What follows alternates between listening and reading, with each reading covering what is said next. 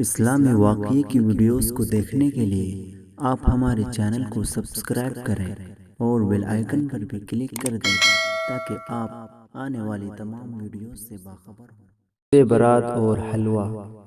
شب برات الحمدللہ فضیلت کی رات ہے، اور اس رات میں جتنی عبادت کی توفیق ہو اتنی عبادت کرنی چاہیے۔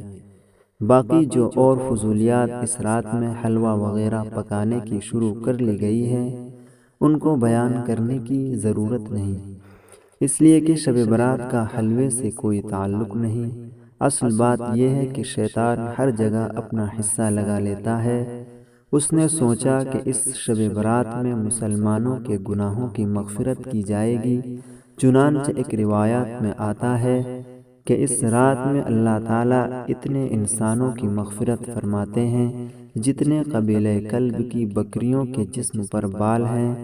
شیطان نے سوچا کہ اگر اتنے سارے آدمیوں کی مغفرت ہو گئی پھر تو میں لٹ گیا، اس لیے اس نے اپنا حصہ لگا دیا۔ چنانچہ اس نے لوگوں کو یہ سکھا دیا کہ شب برات آئے تو حلوہ پکایا کرو۔ ویسے تو پورے سال کے کسی بھی دن حلوہ پکانا جائز اور حلال ہے، جس شخص کا جب دل چاہے پکا کر کھا لے، لیکن شب برات سے اس کا کیا تعلق؟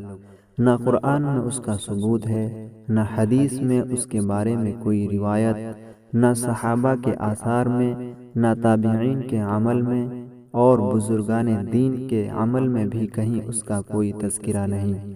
لیکن شیطان نے لوگوں کو حلوہ پکانے میں لگا دیا، چنانچہ سب لوگ پکانے اور کھانے میں لگ گئے۔ اب یہ حال ہے کہ عبادت کا اتنا اہتمام نہیں جتنا اہتمام حلوہ پکانے کا ہے۔